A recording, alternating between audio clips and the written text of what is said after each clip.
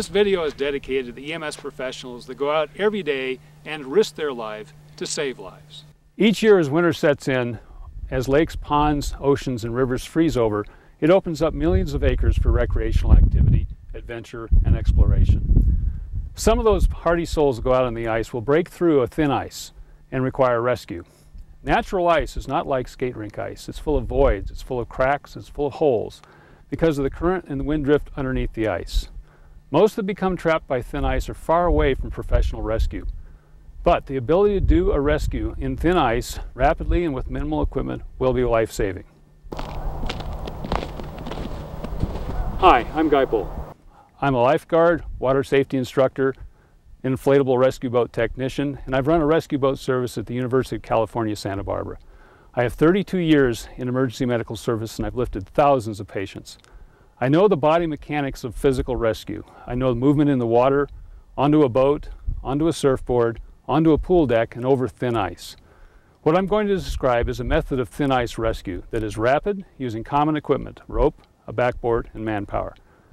There is an increased risk to the rescuer because you won't wear protective gear because it's simply not available to you. You will suffer a short exposure to ice water, but the risk will be worth it because professional rescue, if it's too far away, is not rescue at all. The patient can die from hypothermia. With ice rescue, there are two serious problems. The first is with the victim. Water temperature beneath the ice will be between 32 and 40 degrees. Immersed in this temperature of water, you'll lose your fine motor control by the 5th minute, which means you won't be able to grasp a rope, unzip your jacket, or untie your bootlaces to effect a self-rescue. By the 10th minute, you'll start losing gross motor control, and by the 20th minute immersed in 32-degree water, you may not be able to keep your head above water or hang onto the ice edge, and you'll slip beneath the surface and drown. The second problem is with the rescuer. The protective suits and specialized equipment used in ice rescue may be too far away. So this creates a dilemma. How do you effect a rapid, thin ice rescue without specialized equipment? Let's talk about some of the factors that affect ice rescue. First of all, the ice characteristics. The ice that we're standing on is nothing like the ice of a skate rink. It's rough on the surface, it varies in thickness, it has cracks and holes. Intact thin ice, natural thin ice, might be able to support your weight, but once it's broken, it will continue to fracture and it may not support either the victim or the rescuer as he approaches to do the rescue. Another problem with thin ice over water is that it bends and it sags towards the rescue victim, which means you'll have a hard time getting out. However, ice does give us an advantage because it does allow us to walk out to do the rescue and get close to our victim, and once we get the victim back on the ice, we can slide back to safety. The other factors that affect rescue are winter wear, or the clothing the victim is wearing. Clothing keeps us warm by trapping air, creating layers, and having insulated properties. The colder the weather, the thicker your boots, your pants, your jackets, and your gloves. This creates a problem during self-rescue for two reasons. The first problem is that if you fall into water with heavy winter clothing on, you'll be buoyant for about 2 or 3 minutes as the air pockets fill up with water. But then, as your clothing fully absorbs the water, you'll probably have about 100 pounds of additional weight. Now, this won't pull you beneath the surface because you'll be neutral in the water, but it makes it extremely difficult to do a self-rescue. The second problem is with boots. The winter wear boots weigh your feet down, they slow your kick down, and they have poor hydrodynamics, which means you'll have no thrust. So for a person with their arms on the edge of an ice, with heavy boots on and no thrust, it means essentially you're stuck. For physical rescue, a rope is always safer, but you must practice with your rope. If you're using a throw bag, you're only going to have one throw, and then your rope, if it misses your victim, you'll have to pull it back, coil it up, and throw it again. So you must practice throwing a coiled rope as well as your throw bag. Another practical limitation is you have about 50-foot limit for a throw of rope. If the rope doesn't land in your victim's arms, you're going to have to throw it again. And if the victim can't hang on due to hypothermia, that's the time you're going to have to do your physical rescue. Rapid thin ice rescue is based on the following premise. 1, you're unable to effect a rope rescue.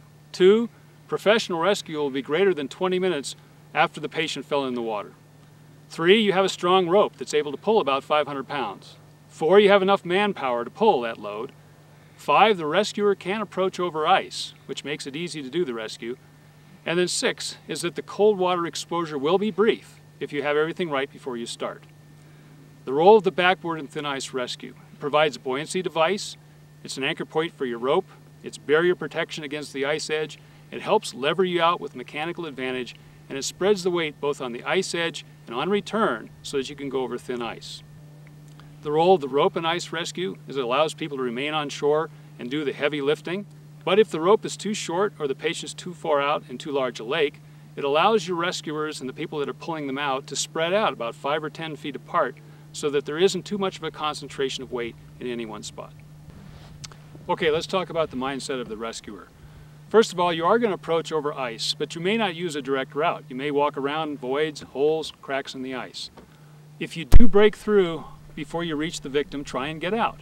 But if you're unable to get out, simply turn around, signal, and return to shore. Have a second rescuer ready to go out and effect the rescue. Secondly, expect the ice to break through when you approach the edge of the victim. After all, it didn't support them and it'll probably fracture as you get there. You'll go into the water, but get into position quickly behind the victim, hug your victim to the board, and then signal for return to shore. Total time in the water will be about 10 seconds. During return, the ice edge will continue to fracture until you hit a hard point, and then the backboard will lever you over and you'll be on the surface of the ice as you return. If you go into an area of open water because that's the direction the rope is pulling you, that will be fine because this method will get you both over open water and ice. Finally, once you get back to shore, go directly to a place of warmth, like a car with its engine running and the heater on. Strip all your clothes off and get under a blanket. Let others manage the victim. Up till now, we've been discussing the technical details of thin ice rescue. Now we're going to put this all together. We're going to do a real-time rescue with real thin ice. We're going to be 70 feet from shore with 2 victims in the water. We're going to complete this rescue and have them both back on shore in less than 3 minutes.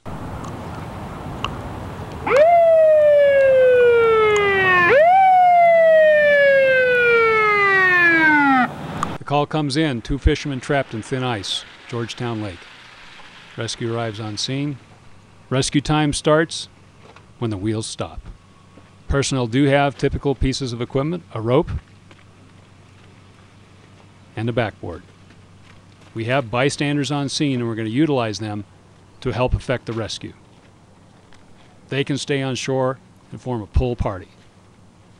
Scene size up. The victims are too far away for a rope rescue. We're going to have to effect a physical rescue. First thing to do is tie the rope to the board with a bowline knot. Fastest, quickest, toughest knot. About 1.5 feet from the end of the board on the runner side. First rescuer is getting ready. He's stripped down. He's ready to go. And he goes out onto the ice to approach his victim. He's wearing light clothing. Nothing is going to slow him down. That water is cold. He's going to break through the ice as he steps to the edge. That doesn't bother him. He moves into position behind his victim, signals to shore, and starts the retrieval. Shoreline pulls hard and fast. Now the pull brings him straight back to shore even though he's going to cross open water, but that doesn't make any difference. Second rescuer is now getting ready. He's in the red. First victim is back to shore. He walks around the open water and uses a different approach to the second victim. And he has a pair of gloves on. It's probably the most important protective piece of gear he can wear. They'll keep his knuckles from scuffing on the return. Second victim is over 80 feet from shore. He maneuvers behind the victim, signals to shore, and they have a difficult retrieval because the ice edge fractures and continues to fracture. But they reach a strong spot, the shore pulls hard, and help them over.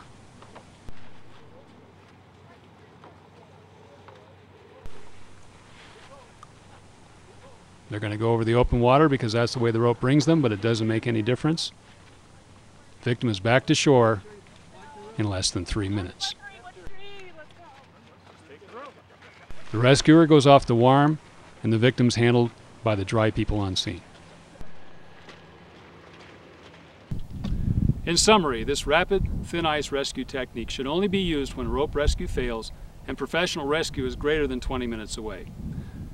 Practice this thin ice rescue technique when the ice is thin. Don't practice it when the ice is thick. Or if you do practice when it's thick, go back and practice when it's thin because the characteristics of the ice are completely different. Another point, exposure to ice water is uncomfortable and it does carry some risk. But the Scandinavians have been chopping holes and jumping into ice ever since the sauna was invented, and polar bear clubs pay money to jump into ice on January 1st.